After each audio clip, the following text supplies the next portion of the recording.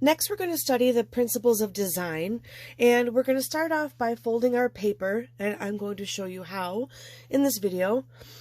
Here is a white paper. This is just printer paper or copy paper, and that's your best choice. If what you have is notebook paper, that's okay. So I'm going to show you how to fold that paper and create the lines. And here is one on notebook paper so you can see what it looks like. So, to start, let's think about how we're going to fold it. We're going to fold it into thirds because in the end we want 9 boxes. So when I start to fold this up, I'm estimating and I'm kind of eyeballing how wide this distance is and this distance.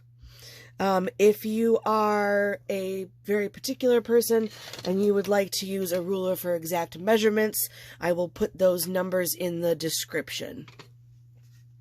So I have my white piece of paper, and I'm going to estimate that that's about 1/3 and 1/3. So I'm going to see that fits about right. And I'm going to put a crease at the bottom.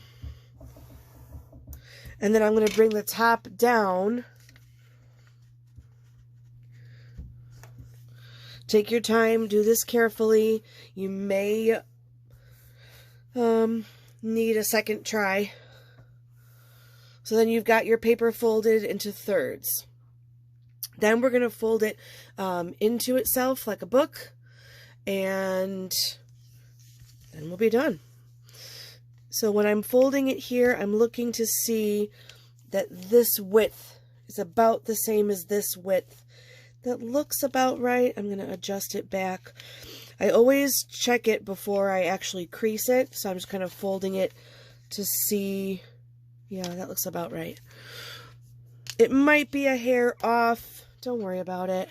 Get it as close as you can. A spoon or a pencil works well to make those nice sharp creases. So I'm folding it in this way as well. As you can see, mine's pretty close. It's not perfect. I'm not a robot. And then you'll end up with a square that's about the size of your palm. And when you open it,